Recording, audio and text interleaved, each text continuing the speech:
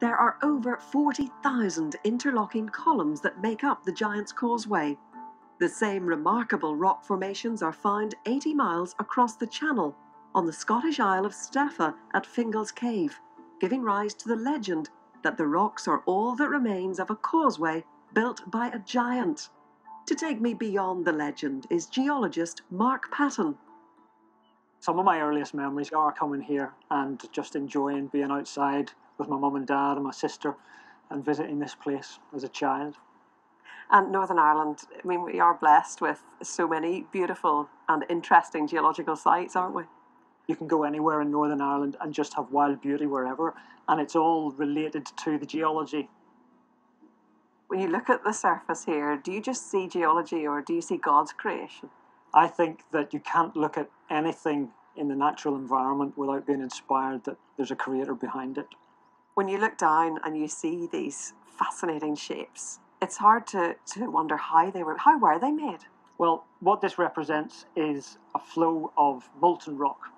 This part of Britain and also west coast of Scotland and across to Iceland all formed part of what's known as an igneous province 50 to 60 million years ago.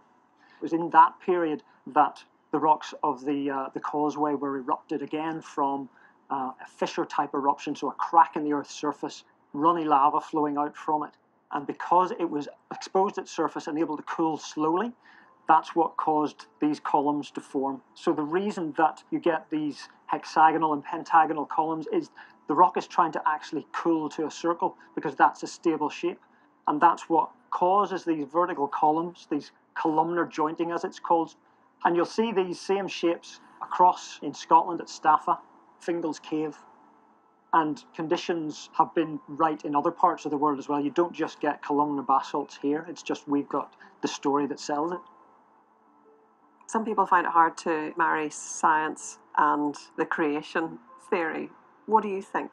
If you've got one God who's a creator, then the science behind what made these stones and all of the other geology that we see comes from one God. So I don't have any issue with understanding the science and still maintaining a faith in the God that created the science, and just the majesty of what you can see and how insignificant we are compared to what has been created.